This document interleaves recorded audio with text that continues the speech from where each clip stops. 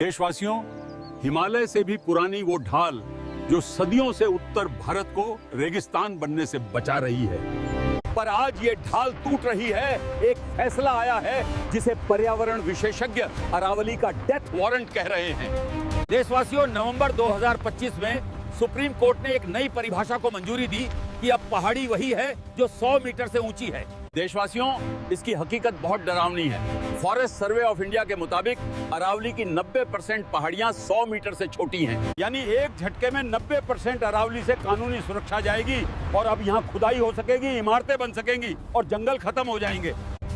लेकिन खतरा सिर्फ कानून से नहीं है। अंधेरे में यहाँ एक अलग खेल चलता है, अवैध खनन का।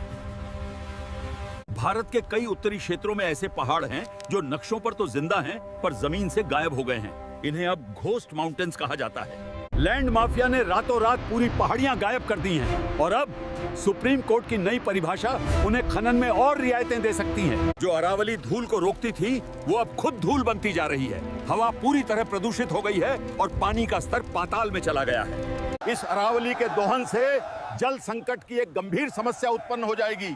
अरावली से निकलने वाली सारी नदियां सूख जाएंगी। इसके दोहन से मरुस्थलीकरण राजस्थान, हरियाणा, दिल्ली और पश्चिमी यूपी की ओर बढ़ेगा और उपजाऊ भूमि बंजर और खेती असंभव हो जाएगी। इसके शोषण के कारण लू सीधे मैदानों की ओर बढ़ेगी और लू और गर्मी के स्ट्रोक से बुजुर्गों, बच्चों और मजदूरों की मौत का आंकड़ा बढ़ता रहेगा। पूरे राज्यों में धूल भरी आंधी आएगी और दिल्ली और उसके आसपास के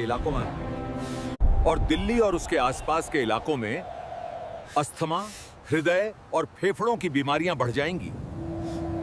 इस अरावली का शोषण वन्य जीवों को नुकसान पहुंचाएगा, वनों को खंडित करेगा और कई वन्य जीव प्रजातियों के विलुप्त होने का कारण बनेगा। देशवासियों, आज हम राजस्थान, दिल्ली और हरियाणा के लोग संसद तक मार्च करेंगे। Sunil Academy completely supports the Save Aravalli campaign and the resolution of this order will come from the parliament itself.